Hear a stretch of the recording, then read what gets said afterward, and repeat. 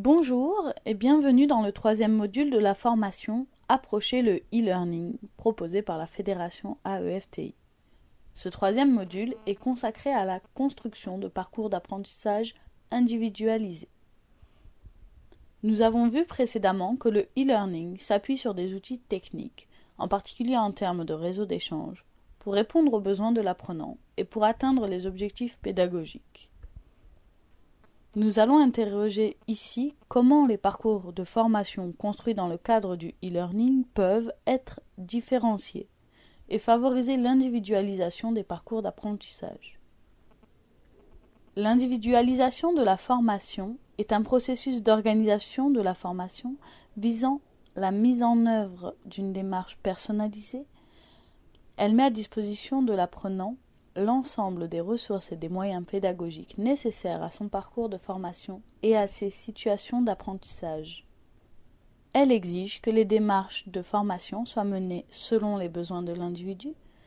Elle prend en compte ses acquis, ses objectifs et son rythme.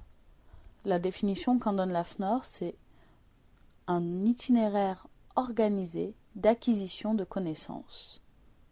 L'individualisation des parcours d'apprentissage offre la possibilité, pour des apprenants, d'effectuer des parcours d'apprentissage différents selon leurs besoins et leurs objectifs personnels.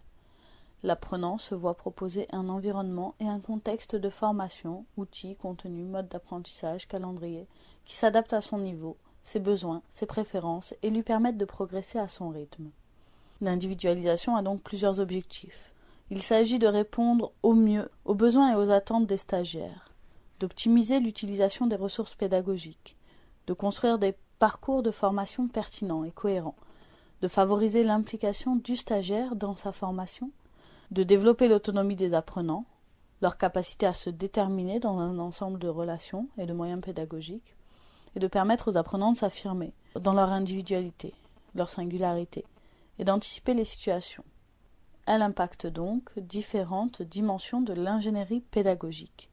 Sur un plan éducatif, apprendre dans des dispositifs ouverts, un plan social, apprendre dans et par le groupe social, sur un plan intégral, apprendre au-delà des systèmes éducatifs, sur un plan cognitif, apprendre à apprendre, voire sur un plan existentiel, apprendre à être. Attention, l'individualisation des parcours ne doit pas nuire à une dimension collective. Le groupe est aussi un outil de différenciation des parcours, permettant des productions collectives, la mise en place de groupes de niveau ou de groupes hétérogènes, l'autonomisation du groupe, la distribution de tâches individuelles au sein du groupe, la possibilité de faire partie de plusieurs groupes. Bien sûr, mettre en place une telle démarche nécessite une réflexion pédagogique. Quelques questions à explorer par exemple. Quel doit être le niveau d'autonomie des apprenants ? Comment favoriser l'appropriation de la formation par les apprenants ? Quelles sont les implications pour le métier de formateur ? Et jusqu'où peut-on aller dans la prise en considération des choix des apprenants ?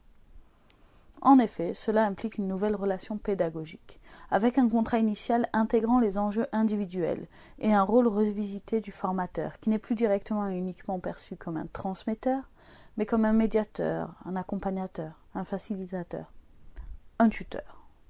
La relation apprenant-apprentissage prime sur la relation apprenant-formateur. Il s'agit d'une pédagogie sur objectif. Deux entrées existent.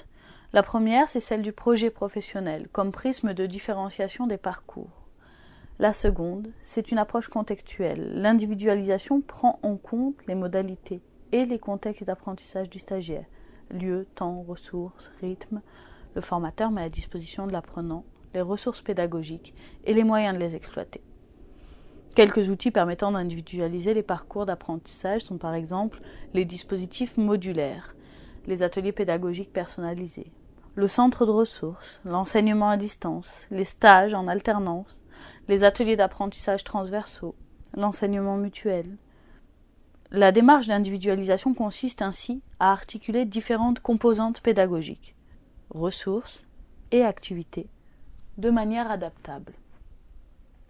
Le contexte socio-technique de la mondialisation des échanges et connaissances et de l'avènement du Web 2.0 apporte un nouveau regard sur les pratiques d'ingénierie pédagogique.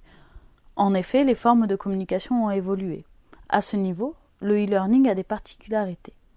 Il est centré sur l'interactivité et la participation et s'appuie sur des outils collaboratifs. L'apprenant est donc partie prenante de la construction de sa formation, ce qui rend les modalités formatives favorables à la différenciation des parcours.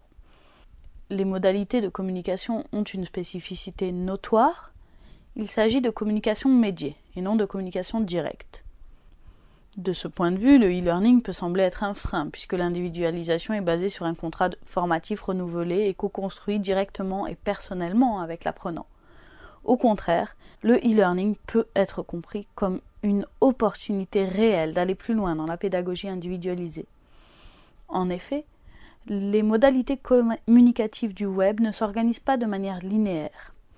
La délinéarisation des communications, notamment avec la notion d'arborescence et celle de réseau, permet à l'apprenant une forme de navigation autonome avec des liens dynamiques.